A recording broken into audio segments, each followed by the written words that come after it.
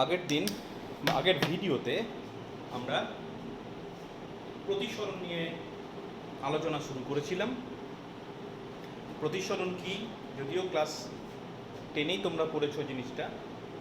প্রতিসরণের জন্য বিভিন্ন ঘটনা আমরা আগের দিন আলোচনা করেছি।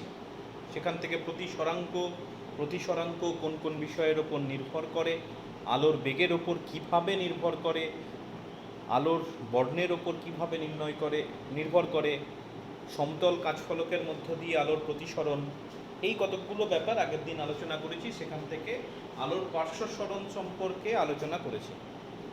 আচ্ছা, আজকে প্রথমেই যেটা আমরা করব সেটা হচ্ছে আলোর চ্যুতিকোণ, অ্যাঙ্গেল অফ ডেভিয়েশন বা আলোকরশ্মির চ্যুতিকোণ। এই আলোচনাটাও বোধহয় তোমাদের দশম শ্রেণীর ক্লাসে ছিল, তাও আরেকবার বলে দিচ্ছি। চ্যুতিকোণ বা অ্যাঙ্গেল অফ ডেভিয়েশন, কাকে বলা হয় অ্যাঙ্গেল অফ ডেভিয়েশন? ব্যাপারটা এরকম যে আলো কোনো একটা পথে যাচ্ছে, যে কোনো পথে যাচ্ছে।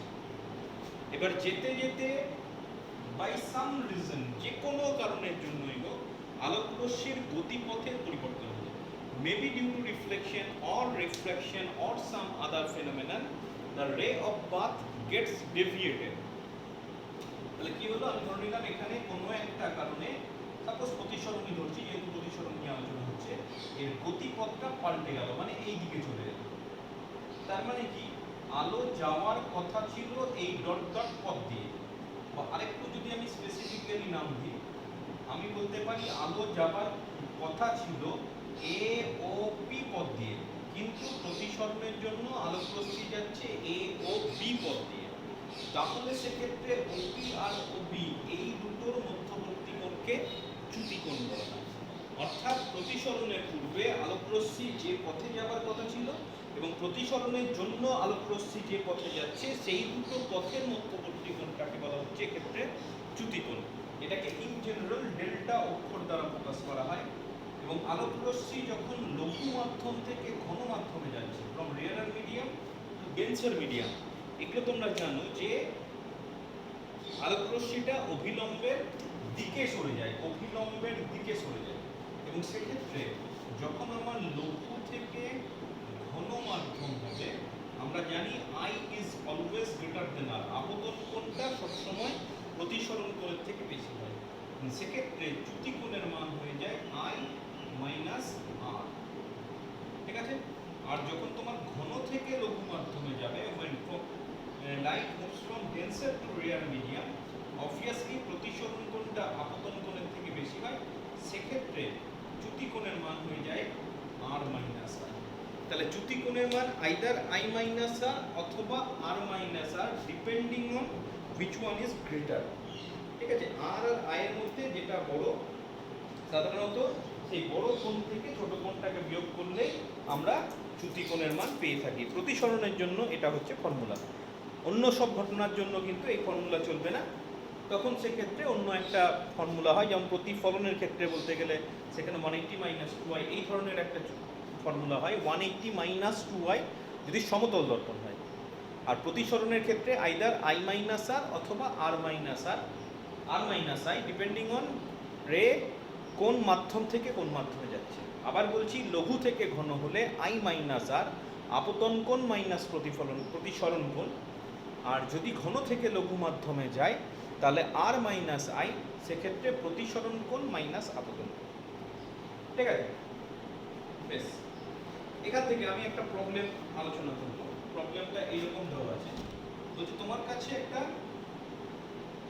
গোলক, কাঁচের গোলক আছে, স্ফেরিক্যাল, গ্লাস স্ফিয়ার বলতে পারো। তো দেওয়া আছে এইরকম, এটা ধরে নাও একটা কাঁচের গোলক, গোটাটাই কাঁচের গোলক, এটা হচ্ছে সেন্টার। বলছে একটি আলোকরশ্মি এইরকম একটা গোলকে আপতিত হলো। তাহলে এইভাবে আলোকরশ্মিটা ওই কাঁচ গোলকের উপর আপতিত হলো। আচ্ছা, এবার কি করতে হবে, তোমাকে আপতন কোণ, প্রতিসরণ কোণ এগুলো দেখাতে হবে। তার জন্য আমার কি দরকার, আমাকে একটু লম্ব টানতে হবে। তো আমি করলাম কি, প্রথমেই এটার উপর দিয়ে লম্ব টেনে দিলাম। Suppose this is the normal. আচ্ছা, আরেকটা ব্যাপার এখানে গুরুত্বপূর্ণ, নরমালটা কিন্তু সব সময় গোলকের কেন্দ্রবৃত্ত যদি ভাবো, গোলক যদি ভাবো, যাই ভাববে সবসময় মনে রাখবে এই নরমালটা সবসময় কেন্দ্র দিয়ে যাবে। আচ্ছা, এটা যদি নরমাল হয় তাহলে আমি বলতে পারি দিস ইজ আপতন কোণ, অ্যাঙ্গেল অফ ইনসিডেন্স, এবং আলোক রশ্মি লঘু থেকে ঘন মাধ্যমে যাচ্ছে, তাহলে প্রতিষ্ঠিত রশ্মি এই দিকে যাবার কথা ছিল, অভিলম্বের দিকে সরবে। তাহলে আমি ধরে নিলাম এই অভিলম্বের দিকে সরল। এখান থেকে এতটা সেম মিডিয়াম, গতিপথের পরিবর্তন হয়নি। প্রথমে কিউ বিন্দুতে পরিবর্তন হয়েছে, সাপোজ এটা পি, সাপোজ এটা কিউ, কিউ বিন্দুতে প্রতিসরণ হয়েছে, তারপর আলোক রশ্মি সোজা চলে গেছে এখান থেকে, সাপোজ এখানে একটা বিন্দু আর বিন্দু আমি নাম দেব। আচ্ছা, দ্বিতীয় তলে আলোক রশ্মি কেমন হবে করতে গেলে কি করতে হবে, আবার আমাকে নরমালটা নিতে হবে। এবং আবার বলে রাখি যে নরমালটা হবে, সেই নরমালটা কিন্তু বৃত্ত বলো গোলক বলো তোমার কেন্দ্র দিয়ে যাবে। তাহলে আমি সেইভাবে ছবিটা এঁকে এরকম, এটা হচ্ছে লম্ব। আচ্ছা, তাহলে আলোক রশ্মি এক্ষেত্রে ঘন মাধ্যম থেকে লঘু মাধ্যম, কাঁচ থেকে বায়ু মাধ্যম, তাহলে এখানে অভিলম্ব থেকে দূরে সরবে। আচ্ছা, আমি ধরে নিলাম এই বিন্দুতে প্রতিসরণ কোণের মান হচ্ছে r। আচ্ছা, তাহলে এখানে আমি যদি r বিন্দু বলি, যেহেতু এই দুটোই হচ্ছে ব্যাসার্ধ OQ আর OR, তাহলে এই কোণটা r হলে এই কোণটা r হতে বাধ্য, তাই তো? ক্লাস 8 এর কনসেপ্ট থেকে বলতে পারি যে কোনো ত্রিভুজের দুটো বাহু যদি সমান হয়, দুটোই ব্যাসার্ধ, তাহলে তাদের বিপরীত কোণগুলো সমান হতে বাধ্য। তাহলে আমি প্রথমে এটাকে i ধরলাম, এটাকে r ধরলাম, যেই r ধরলাম এটাও r হয়ে গেল। এবার আমরা আগে পড়েছিলাম যে আলোক রশ্মি হচ্ছে প্রত্যাবর্তনশীল, তাই না? তাহলে এক্ষেত্রে কিউ বিন্দুতে কিউ কোণে আপতিত হয়ে আর কোণে প্রতিষ্ঠিত হলো। তাহলে দ্বিতীয় তলে যদি আর কোণে আপতিত হয়, তুমি নিশ্চিত থাকো এটা আই কোণে প্রতিষ্ঠিত হবে, শিওর। আচ্ছা, আমি গোটা আলোক রশ্মির পথটাকে এস ধরে নিলাম, ঠিক আছে? এই হচ্ছে তোমার আলোক রশ্মির গতিপথ। তোমাকে এখানে প্রমাণ করতে দিয়েছে, প্রমাণ করব ওই কাঁচের গোলকটি, কাঁচের যে গোলকটা রয়েছে সেই কাঁচের উপাদানের প্রতিসরাঙ্ক, দিস ইজ ইকুয়াল টু, এটা একটা ratio, cos half theta minus delta divided by cos theta by, এটা তোমাকে প্রমাণ করতে হবে, থিটা বাই 2, এটা অ্যাঙ্গেলের ভিতরে। দেখো এখানে ডেল্টা একটা নতুন টার্ম আছে, ডেল্টাটা কি বলে দিয়েছে, ডেল্টা হচ্ছে রশ্মিটির অ্যাঙ্গেল অফ ডেভিয়েশন, বিচ্যুতি কোণ। তাহলে অ্যাঙ্গেল অফ ডেভিয়েশন কি করে বের করবো, সেটা হচ্ছে তোমার প্রথম কাজ। আর আরেকটা জিনিস বলেছে থিটা, থিটা কোণটা বলছে এই কোণটা থিটা,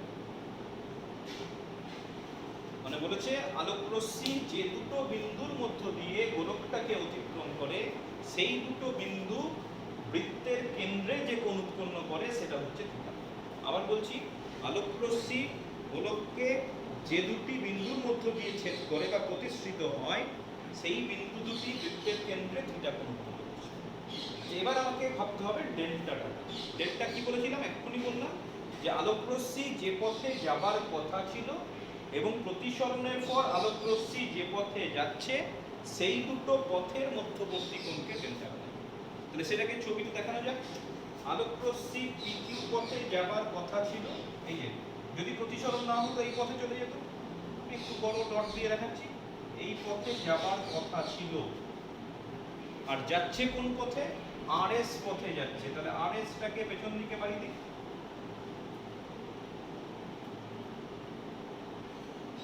RS টাকে পেছন দিকে বাড়ি দিলাম। দেখো PQ পথে যাবার কথা ছিল, RS পথে যাচ্ছে।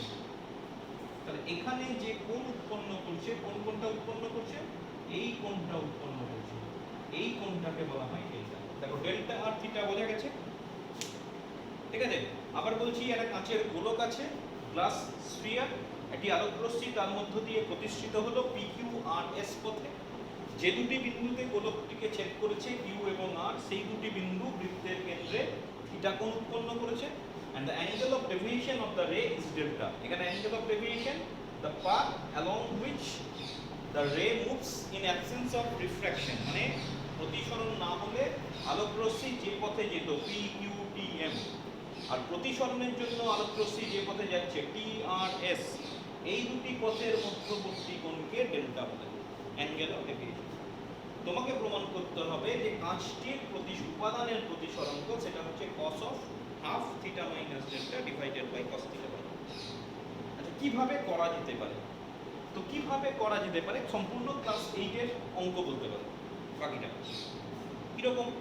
তুমি দেখো এখানে একটা ত্রিভুজ পেয়েছো যেটা হচ্ছে QDR, আমি একটা সেট করলাম হালকা করে, আশা করছি বোঝা যাচ্ছে। QDR আমি ছবিটাকে আরেকবার আলাদা করে লিখে দিচ্ছি, তোমাদের পরীক্ষায় আলাদা করে আঁকার দরকার নেই, জাস্ট তোমার বোঝার জন্য আমি ছবিটাকে আরেকবার আঁকছি। এই মনে করো QDR, এটা ছিল Q, এটা হচ্ছে R, এটা T, এটা M, এই অ্যাঙ্গেলটাকে ডেল্টা বলা হয়েছে, তাই তো? এবার ক্লাস 8 এ তোমরা পড়েছিলে যে একটা ত্রিভুজের কোনো একটি বাহুকে যদি বর্ধিত করা হয় তাহলে যে বহিস্থ কোণ উৎপন্ন হয় সেই বহিস্থ কোণ কার সঙ্গে সমান? বিপরীত অন্তঃস্থ কোণের যোগফলের সমান। মানে তুমি লিখতে পারো চ্যুতি কোণ delta equal to angle DQR plus angle DRQ। মনে পড়েছে তো? বহিস্থ কোণ বিপরীত অন্তঃস্থ কোণের যোগফলের সমান। তাহলে এবার তোমাকে দেখতে হবে এই কোণটার মান কত আর এই কোণটার মান কত। আচ্ছা এটা বোঝা গেছে, তাহলে আমি এটা তুলে দিলাম। আচ্ছা এবার তুমি ভাবো যে এই কোণটার মান কত হবে আর এই কোণটার মান কত হবে। আচ্ছা এই কোণটার মান কত হবে, আমি দুটো দাগ দিয়ে দিলাম, এই একটা কোণ দরকার আর এই একটা কোণ দরকার। একটু ভালো করে ভেবে দেখো, এই কোণটা হচ্ছে প্রথম তলের চ্যুতি কোণ, হচ্ছে না? এই আলোক রশ্মি এই পথে যাচ্ছিল, এই পথে বেঁকে গেল, তাহলে এখানে যেটা বলছে PQR টা হচ্ছে Q বিন্দুতে চ্যুতি কোণ। আচ্ছা চ্যুতি কোণের মান কত হবে? লঘু থেকে ঘন মাধ্যমে যাচ্ছে, লঘু থেকে ঘন মাধ্যমে গেলে কি হয়? আপতন কোণ মাইনাস প্রতিসরণ কোণ। তাহলে DQR এই কোণটার মান হয়ে যাবে I মাইনাস R। ঠিক আছে, দেখবে ছবিতে। আচ্ছা আর বিন্দুতে চলে এসো, আর বিন্দুতে কি হবে? আর বিন্দু যদি ভালো করে ভেবে দেখো এই একই রকমের ব্যাপার, আলোক রশ্মি ঘন থেকে লঘু মাধ্যমে যাচ্ছে, তাহলে ঘন থেকে লঘু মাধ্যমে গেলে এটা হচ্ছে চ্যুতি কোণ। এবার এই চ্যুতি কোণের মান কি হয়? প্রতিসরণ কোণ মাইনাস আপতন কোণ। এখানেও এটা I মাইনাস R হয়ে যাবে, তার কারণ একটু খেয়াল করে দেখবে, এখানে আপতন কোণের মান I, এখানে আপতন কোণের মান কিন্তু R, এখানে প্রতিসরণ কোণের মান R, এখানে প্রতিসরণ কোণের মান I। তাহলে এখানে যদি আমি প্রতিসরণ কোণ মাইনাস আপতন কোণ করি তাহলে এটা পড়ে থাকবে I মাইনাস R। তাহলে এখান থেকে পড়ে থাকছে 2I মাইনাস R, তাহলে এটা পড়ে থাকছে delta by 2 equal to I minus R। ঠিক আছে, delta by 2 equal to I minus R। এই পর্যন্ত কোনো অসুবিধা নেই, ঠিক আছে?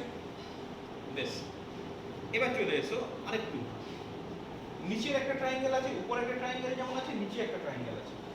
এটা পেয়েছি আমি ত্রিভুজ TQR হতে। আচ্ছা এবার আমি নিচ্ছি নিচের ট্রায়াঙ্গেলটা QOR, এখানেও একটা ট্রায়াঙ্গেল পাচ্ছ। আচ্ছা এই নিচের ট্রায়াঙ্গেলটা, আচ্ছা ত্রিভুজের তিন কোণের সমষ্টি কত? 180 ডিগ্রি, এটাও ক্লাস 8 এ ছিল। তাহলে এই ত্রিভুজের জন্য আমি যদি ওই 180 ডিগ্রির ফর্মুলাটা বসাই তাহলে কি হবে? এই কোণটার মান R, এই কোণটার মান R, এই কোণটার মান থিটা। এই ত্রিভুজে আমি লিখতে পারি R plus R plus theta equal to 180 degree. তাহলে 2R ইকুয়াল টু পড়ে থাকছে 180 ডিগ্রি মাইনাস থিটা। তাহলে R ইকুয়াল টু পড়ে থাকছে দেখো 90 মাইনাস থিটা। এটা ইকুয়েশন নাম্বার 2, এটা ইকুয়েশন নাম্বার 1 করব, ঠিক আছে? আচ্ছা 1টা একটু সাজাই। তাহলে আমার 1 থেকে কি আসছে দেখো, আমি 1 নম্বর থেকে লিখতে পারি I equal to delta by 2 plus R। এখান থেকে I equal to delta by 2 plus R, আর এর মানটা বসিয়ে দাও। তাহলে এটা করে থাকছে delta by 2 plus 90 minus R by 90 minus theta by, এই যে 2 থেকে আমি মান বসালাম আর, তাহলে আমার করে থাকছে 90 মাইনাস, এটা যদি কমন নিয়ে নিই তাহলে এটা পড়ে থাকছে দেখো থিটা মাইনাস। ঠিক আছে, মাইনাস হাফ যদি কমন নিয়ে নিই, এই যে এইগুলো থেকে এটা আর এটা থেকে মাইনাস হাফ কমন নিয়ে নিই, মাইনাস হাফ কমন নিলে থিটা মাইনাস ডেল্টা। দেখো তাহলে আপতন কোণের মান বেরিয়ে গেছে আর প্রথম তলের প্রতিসরণ কোণের মান বেরিয়ে গেছে। তাহলে আমার মিউ ফর্মুলা কি? According to Snell's law sin I by sin R that is equal to mu। যেহেতু বায়ু মাধ্যম থেকে প্রতিসরণ হয়েছে তাহলে আমি একদম সরাসরি মিউ লিখলাম বা পরম প্রতিসরণ লিখলাম। মান বসিয়ে দাও। এটা পড়ে থাকছে sin 90 minus half theta minus delta, আর এটা পড়ে থাকছে sin 90 মাইনাস থিটা বাই 2। তাহলে পড়ে থাকছে 90 মাইনাস মানে হচ্ছে cos, তাহলে cos half theta minus delta divided by cos half theta. দেখো প্রমাণিত কাঁচ মাধ্যমের প্রতিসরাঙ্ক। আবার গোটাটাই আরেকবার বলে দিচ্ছি, তোমাকে মিউ বার করতে হবে, এটা খেয়াল রাখো। তাহলে তুমি উল্টো ভাবে ভাবো, মিউ ফর্মুলা কি? স্নেলের সূত্র বলছে sin I by sin R। তাহলে তোমার টার্গেট থাকবে আর এর মান বার করা আর I এর মান বের করা। তো আর এর মান বের করা খুবই সহজ, যে তুমি মনে রাখবে নিচের ট্রায়াঙ্গেলে তিনটি কোণের মান 180 ডিগ্রি করলেই আর এর মান পেয়ে যাচ্ছে, হয়ে গেল। আর I এর মানের জন্য তোমাকে ডেল্টার মান বার করতে হবে। ডেল্টার মান বহিস্থ কোণ বিপরীত অন্তস্থ কোণের যোগফলের সঙ্গে সমান।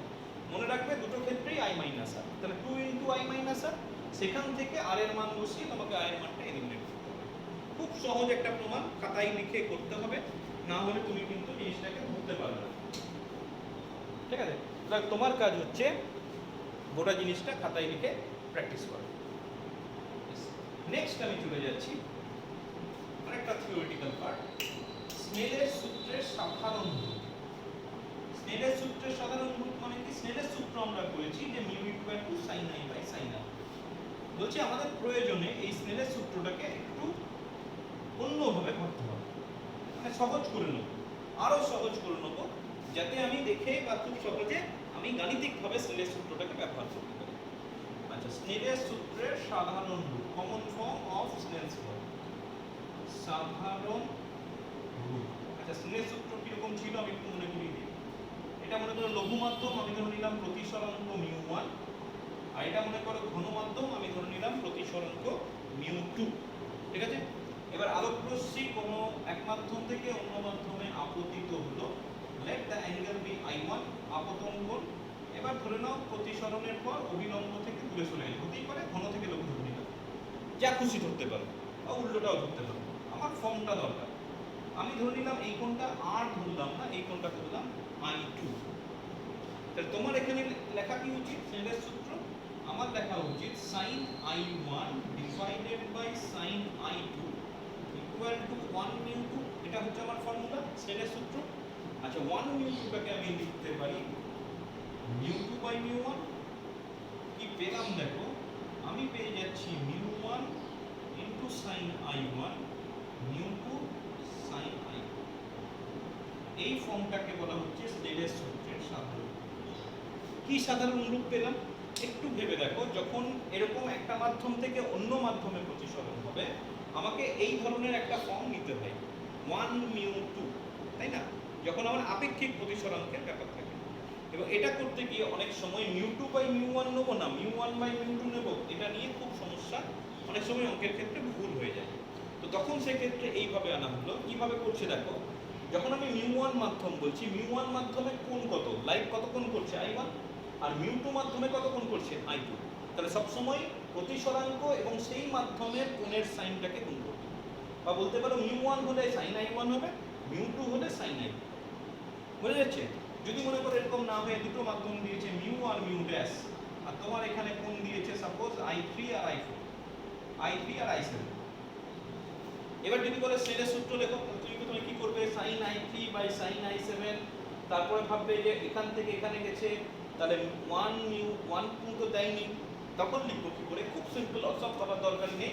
তুমি মনে রাখবে মিউর সঙ্গে হবে I3, আর মিউ ড্যাশের সঙ্গে কত হবে I7। দেখো মনে রাখা কিন্তু অনেকটা সহজ হয়ে গেল। মানে যে মাধ্যমের প্রতিসরাঙ্ক নেব, পরম প্রতিসরাঙ্ক অ্যাবসলিউট রিফ্র্যাক্টিভ ইনডেক্স নেব, সেই মাধ্যমের কোণটাকে আমি গুণ হিসেবে নেব। এইটা হচ্ছে তোমার স্নেলের সূত্রের সাধারণ রূপ। কিভাবে খুব সহজে এই সাধারণ রূপটাকে আমি ব্যবহার করব পরবর্তী আলোচনায় দেখে নেব। আচ্ছা, পরবর্তী আলোচনা হচ্ছে যে প্রতিসরণের ফলে প্রতিবিম্ব, image formed due to refraction. প্রতিসরণের ফলে গঠিত প্রতিবিম্ব কিরকম হবে, এটা আবার দুটো ভাবে আলোচনা করব। যে একটা করে নেব যে বস্তু ঘন মাধ্যমে আর চোখ লঘু মাধ্যমে। দুরকম হতে পারে, হয় বস্তু ঘন মাধ্যমে থাকতে পারে অথবা চোখ ঘন মাধ্যমে থাকতে পারে। তো প্রথমে আমরা যে আলোচনাটা করব সেখানে বস্তুটাকে ঘন মাধ্যমে রাখবো এবং লঘু মাধ্যম থেকে ওই বস্তুটার প্রতিবিম্ব কোথায় গঠিত হচ্ছে আমি সেটা করার চেষ্টা করব। তাহলে ছবি আঁকা যাক। মনে করো এই দুটো মাধ্যম, উপরের দিকের মাধ্যমটা হচ্ছে লঘু মাধ্যম আর নিচের দিকের মাধ্যমটা হচ্ছে ঘন মাধ্যম। আমি ধরে নিলাম ঘন মাধ্যমের প্রতিসরাঙ্ক μ2 আর লঘু মাধ্যমের প্রতিসরাঙ্ক হচ্ছে μ1। ঠিক আছে? বেশ, এবার আমি ধরে নিলাম যে একদম গভীরে, একদম ঘন মাধ্যমের ভেতর দিকে কোথাও একটা বস্তু বিন্দু রাখা আছে এবং বস্তু বিন্দুটা কত গভীরে আছে? OP গভীরে আছে এবং এক্ষেত্রে সেই OPটাকে বলা হবে প্রকৃত গভীরতা, রিয়েল ডেপথ। মানে আমার পরীক্ষাধীন বস্তু বিন্দুটি রিয়েল ডেপথ হচ্ছে OP। এবার তুমি এখানে চোখ রেখেছো, সাপোজ তোমার আইটা এখানে আছে। তাহলে তোমার আই যদি এই বস্তুটাকে দেখতে চাই, কখন আমরা একটা বস্তুকে দেখতে পাই? একটা বস্তুকে আমরা তখনই দেখতে পাই যখন সেই বস্তু থেকে একটা আলোকরশ্মি নির্গত হয়ে আমার চোখে পৌঁছায়। তাহলে আমাকে যদি পি বিন্দুটাকে দেখতে হয়, তাহলে পি বিন্দু থেকে একটা রশ্মি নির্গত হবে, তারপর প্রতিসরণ হবে এখানে এই মাধ্যমে, দুই মাধ্যমের বিভেদ তলে, তারপর সেটা আমার যদি চোখে গিয়ে পৌঁছায় তাহলে আমার চোখ সোজা একটা রাস্তা ধরে বস্তুটাকে দেখবে। তাহলে আমি করতে পারি, সাপোজ পি বিন্দু থেকে একটা রশ্মি নির্গত হলো। এবার রশ্মিটা যখনই নির্গত হলো এখান থেকে, আমি ধরে নিলাম এখানে তো প্রতিসরণ হবেই, আমি ধরে নিলাম এই বিন্দুতে আপতন কোণের মান I, that will B A. এবার কোন মাধ্যম থেকে কোন মাধ্যমে যাচ্ছে? ঘন মাধ্যম থেকে লঘু মাধ্যমে যাচ্ছে। আমি চাইলে এটাকে একটু এক্সটেন্ড করে দেখিয়ে দিতে পারি। ঘন মাধ্যম থেকে লঘু মাধ্যমে যাচ্ছে। তাহলে ঘন মাধ্যম থেকে লঘু মাধ্যমে গেলে কি হয়? অভিলম্ব থেকে দূরে সর। তাহলে আমি ভাবতে পারি রশ্মিটা এই দিকে প্রতিসরণ হচ্ছে, তাহলে রশ্মিটা এই পথে যাবে। আর তোমার যদি চোখ এখানে থাকে, চোখ আঁকাটা বাধ্যতামূলক নয়, আমি এঁকে দিলাম, প্রচুর সময় আমার, যাই হোক এইভাবে সে দেখছে। আচ্ছা, এই জিনিসটা তোমরা পড়েছো যে আমাদের চোখ কখনো বাঁকা পথ ফলো করে না, it will always try to see along a straight line. তাহলে তুমি বুঝতেই পারছো এখানে রশ্মিটা বেঁকে গেছে, তাহলে সে কিন্তু প্রতিবিম্বটা পি বিন্দুতে দেখবে না। কোথায় দেখবে? যদি আমি এই প্রতিসৃত রশ্মিটাকে পেছন দিকে বাড়িয়ে দিই, আমি এটাকে একটা স্ট্রেট লাইন হিসেবে ভাবি, তাহলে সেটা যে বিন্দুতে মিট করবে, যেটা অ্যাকচুয়াল রে নয়, সেটাকে আমরা সবসময় এরকম কাটা কাটা রেখা দিয়ে দেখাবো, ঠিক আছে? সলিড লাইন দিয়ে দেখাবো না। তাহলে সেক্ষেত্রে রশ্মিটা কোথায় মিট করছে? কিউ বিন্দুতে মিট করছে। তাহলে চোখ কিন্তু পি বস্তুর প্রতিবিম্বটাকে কিউ বিন্দুতে দেখবে এবং সেক্ষেত্রে তার মনে হবে প্রতিবিম্বটা কিউ বিন্দুতে আছে এবং সেক্ষেত্রে ও কিউ, এই জিনিসটাকে বলা হয় আপাত গভীরতা, অ্যাপারেন্ট ডেপথ। এবং তোমরা এটা পড়েছিলে যে চৌবাচ্চা, জলপূর্ণ চৌবাচ্চার দিকে তাকালে মনে হয় চৌবাচ্চাটা অগভীর, কিছুটা উঠে এসছে। কেন উঠে এসছে? পরিষ্কার ছবি দিয়ে এখান থেকে তুমি বুঝতে পারছো প্রতিবিম্বটা কিছুটা উপরে উঠে চলে আসছে। এখন প্রশ্ন হচ্ছে যে কতটা উঠে আসবে, সেটা আমি যদি বের করতে চাই কিভাবে বের করব? সেটা কিন্তু বের করে দেওয়া যায়। আমি ধরে নিলাম এই প্রকৃত গভীরতার মানটা হচ্ছে ডি। আমি এখান থেকে এই পর্যন্ত এই ডিসটেন্সটাকে ডি বলছি। ছবি ছবি আঁকতেই হবে, ছবি না আঁকলে হবে না। রিয়েল ডেপথ হচ্ছে ডি, তোমাকে বার করতে হবে ও কিউটা কত। ঠিক আছে? বেশ, এবার আমি একটু গাণিতিক ব্যাপারে চলে যাই।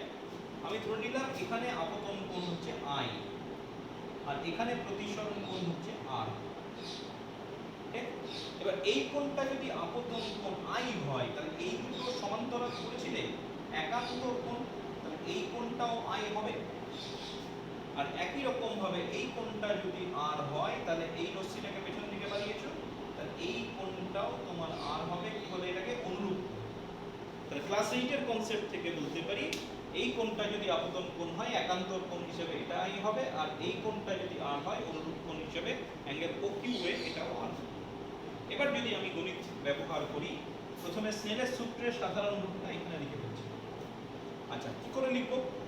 দেখো, যদি তোমার সাধারণ রূপটা জানা না থাকে তাহলে sin i by sin r, সেখান থেকে 2 μ1, অনেক রকম ঘোরাতে হবে, অত সব দরকার নেই। আমার μ2 মাধ্যমে কোণ কত i, আর μ1 মাধ্যমে কোণ কত r। তাহলে আমি স্নেলের সূত্রের সাধারণ রূপ যদি লিখতে চাই আমার লেখা উচিত μ2 sin i equal to μ1 sin r। তাহলে এখান থেকে আমার পড়ে থাকছে আমি এখান থেকে করে নেব, ঠিক আছে, sin i by sin r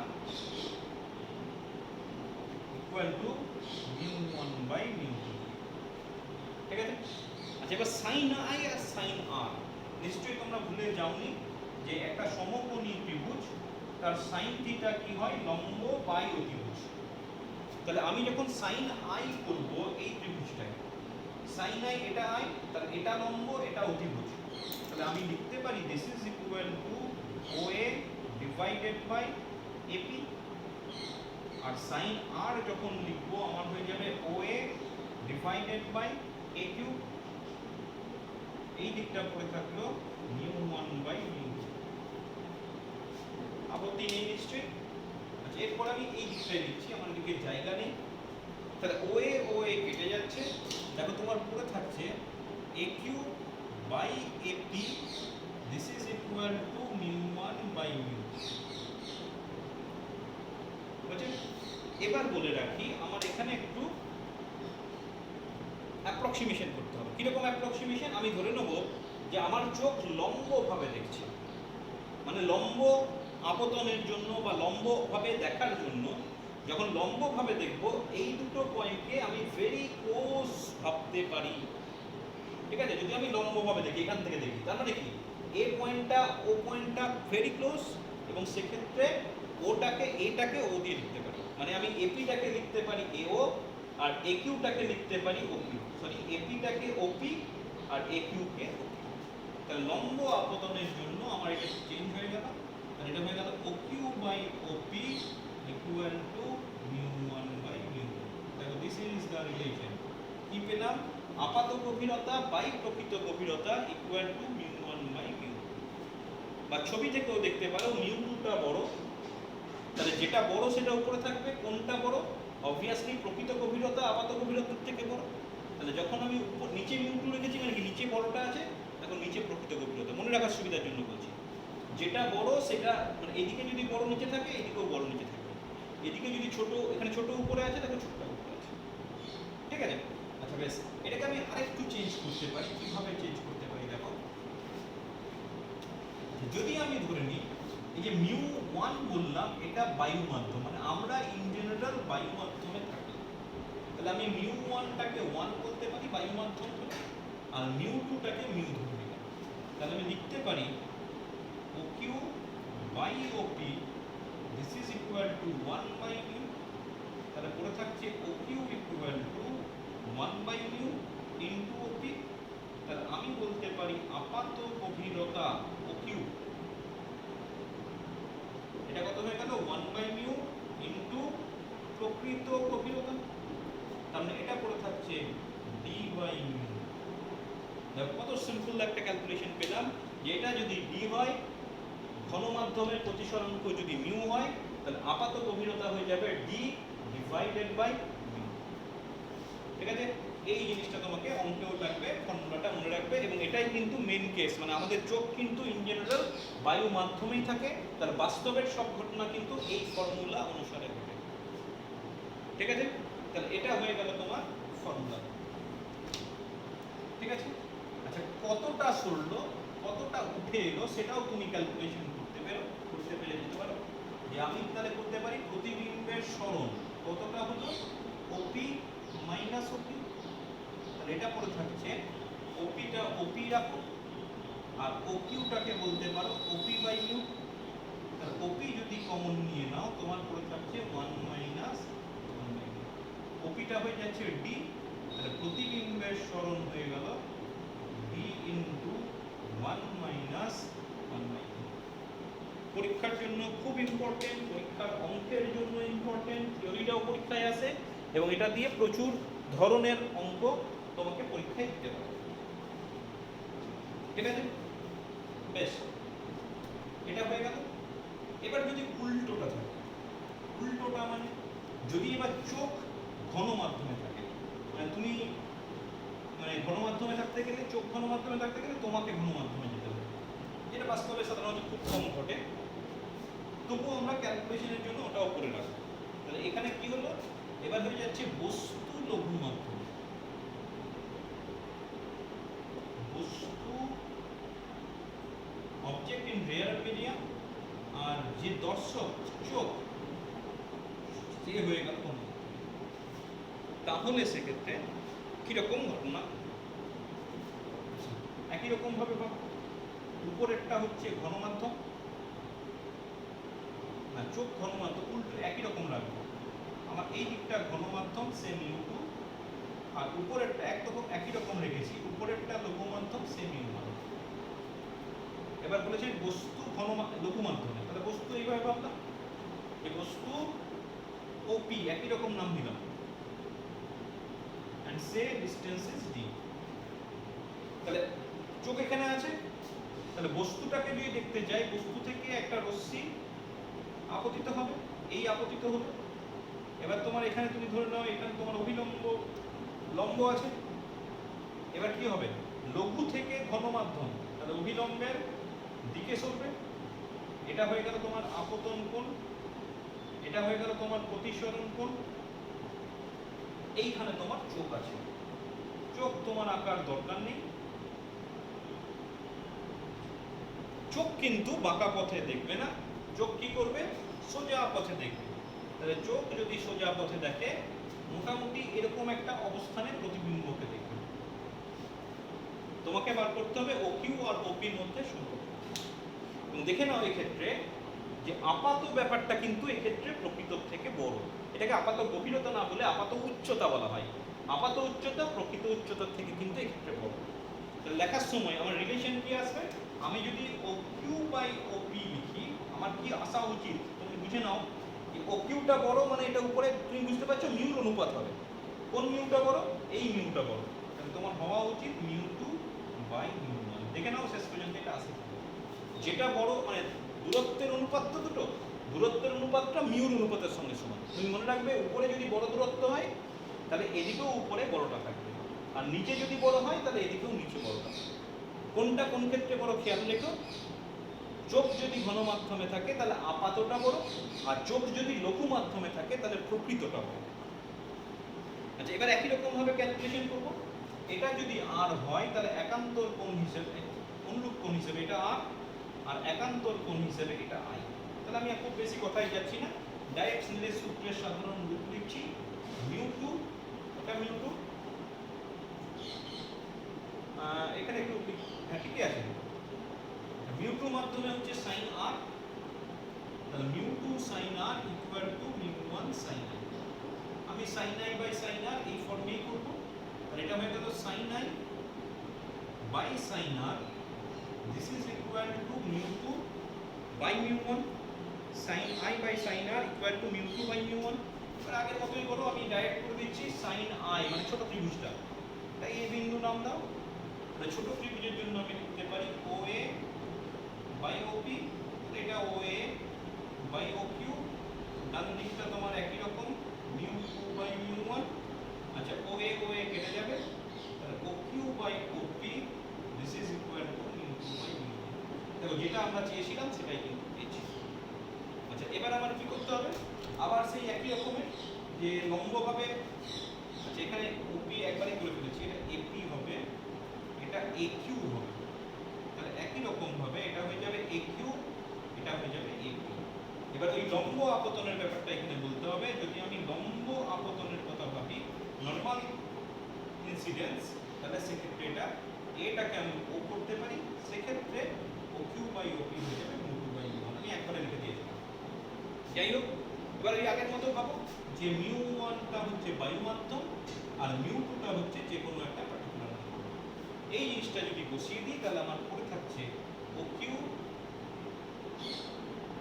by প্রকৃত গভীরতা উচ্চতা, আমি d লিখে দিলাম, দিস ইজ ইকুয়াল টু μ/1। তাহলে আমার পড়ে থাকছে দেখো এক্ষেত্রে আপাত উচ্চতা ইকুয়াল টু μ ইনটু প্রকৃত উচ্চতা। তাহলে আগেরটা ছিল 1/μ, এক্ষেত্রে হয়ে গেল μ। তাহলে তোমার পড়ে থাকছে আপাত উচ্চতা সমান μ ইনটু d।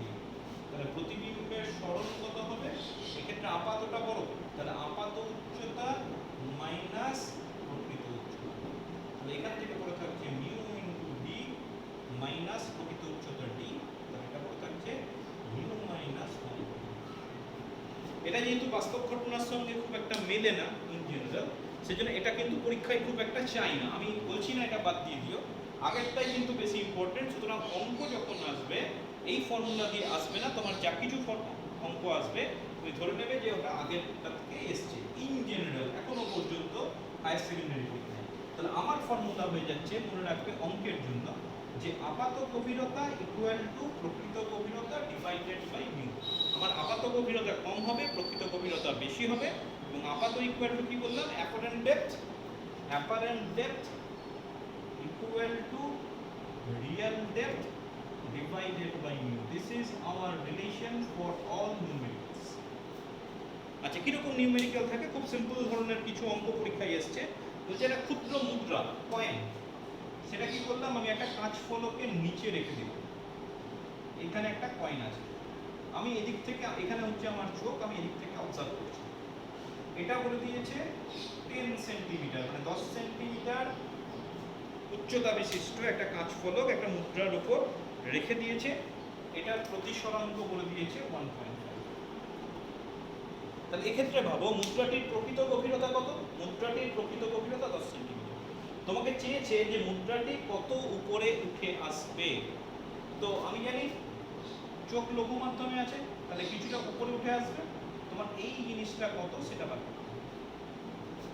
এই জিনিসটা কি? এই জিনিসটা হয়ে যাচ্ছে আপাত গভীরতা। তাহলে আপাত গভীরতা সমান প্রকৃত গভীরতা বাই μ। সেখান থেকে আমি এক্সটা খুব সহজে বের করতে পারি, প্রকৃত গভীরতা মাইনাস আপাত গভীরতা। তাহলে এখানে আমার হয়ে যাবে মুদ্রাটির আপাত গভীরতা, the apparent depth of that coin will be 10 divided by 1.5। 1.5 মানে 3/2, তাহলে এটা হয়ে গেল 20/3। এটা হচ্ছে আপাত গভীরতা এটা। তাহলে কতটা উঠে আসবে? 10 মাইনাস 2/3, তার মানে এটা পড়ে থাকবে 10/3।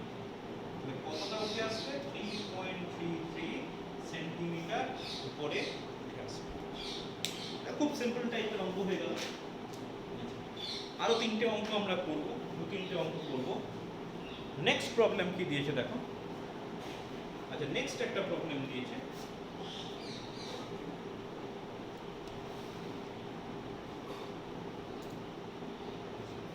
নেক্সট প্রবলেম এরকম বলছে একটা 15 সেন্টিমিটার বাহু বিশিষ্ট ঘনক আছে। আচ্ছা, ঘনক আমি আঁকছি না, আমি একটা বর্গক্ষেত্রের মতো করে আঁকছি।